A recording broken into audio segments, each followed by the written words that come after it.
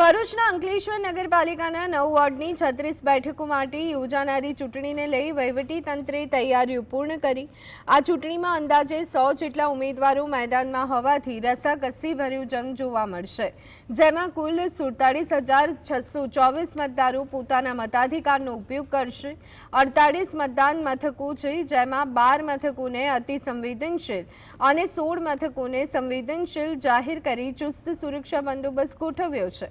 ચૂંટણી પ્રક્રિયાને સુચારુ રીતે પાર પાડવા માટે 265 કર્મચારીઓ અને કાયદો વ્યવસ્થાની જાળવણી માટે 94 પોલીસ કર્મીઓનો કાફલો તૈનાત કરાશે।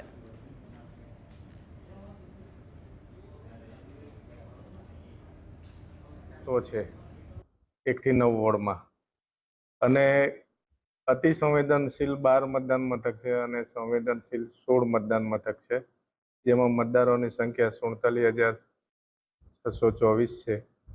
આમ અમારે પોલિંગ સ્ટાફ 265 અને પોલીસ સ્ટાફ 94 છે।